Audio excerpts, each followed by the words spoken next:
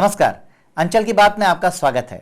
आज का ये विशेष अंक आप सभी को समर्पित है पूरी तरह से, पर फिर भी हमारे समर्पण में थोड़ी कमी है। हमने यह एपिसोड आपको समर्पित किया है, लेकिन हाल ही में लोरमी विकासखंड के नवागांव जैत निवासी श्री भोलाराम कश्यप अपनी उम्र भर की कमाई पर्वतदान के रूप में जरूरतमंदों को बस यूं ही लुटा रहे हैं। देखिए बिलासपुर ब्यूरो से हमारे संवाददाता कमल दुबे की यह विशेष रिपोर्ट। मेरा गम मेरी खुशी मेरी दुआ ले जाएगा, कोई इसके सिवा मेरा क्या ले जाएगा। ये बात सुनना आसान है, कहना आसान है, मगर कर पाना ज़माने पे एहसान है।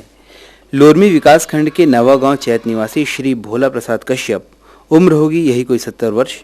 इनके विचार भी उन ऊंचाइयों को छूते हैं जहां से संसार का सार असार नजर आने लगता है। इरादे ऊंचे हों इसके लिए नामचीन होना ज़रूरी नहीं है। पिछले दिनों इन्होंने अपने गांव में राजे महाराजे की तर्ज पर किया पर्वतदान। पर्वतदान यानी अनाज का पर्वत बनाकर सरे राह सरे आम दान कर देना। इस पर्वत में अनाज के पीछे छुपा होता है सिक्के, सोने चांदी के जेवर और जो भी दानदाता देना चाहे।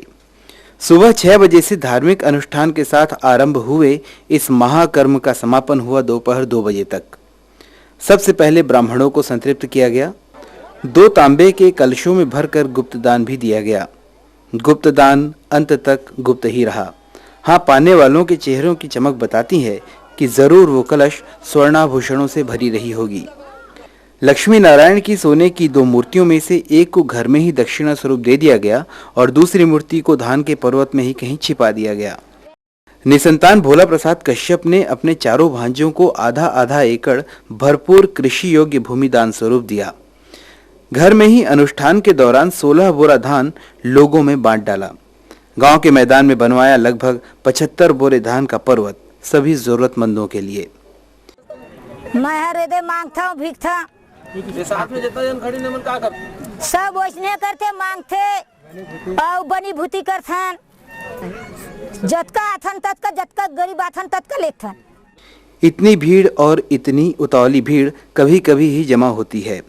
श्री भोला प्रसाद कश्यप या उन जैसे दानदाताओं को देखकर एक बार फिर महसूस होता है कि हम उस देश में रहते हैं जहां दधीची मुनि और राजा बलि रह चुके हैं। इनका जितना भी सम्मान हो कम है, क्योंकि ऐसे लोग दुनिया में कम हैं और गांव के लोगों ने यथासंभव मान दिया भी। पर्वतदान का पर्वत सबसे पहले खुला गौ माता के लिए, लेकिन गौ माताओं ने शायद ताड़ लिया कि यहाँ उनसे ज्यादा जरूरतमंदों की भीड़ जमा है।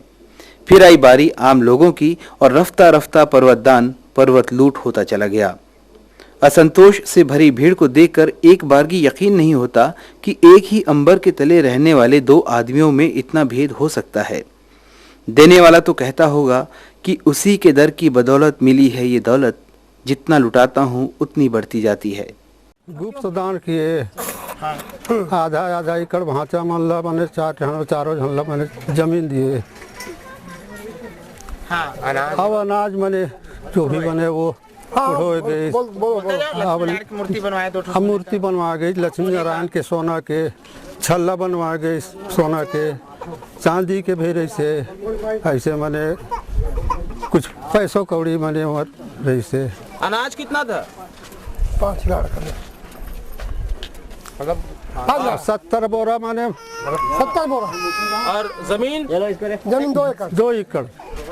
और सोना वैसे कितना रहा था? अब वो रही सो भाई बोला वर्णन नहीं करे जाए भाई।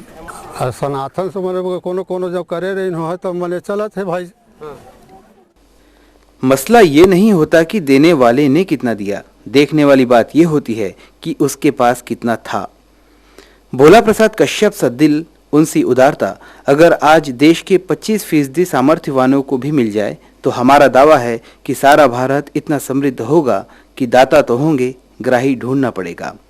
हम फिर कहते हैं, किसी दर्दमंद के काम आ, किसी डूबते को उछाल दे, गर चाहत है तेरी निगाह में तो किसी बदनसीब पे डाल दे।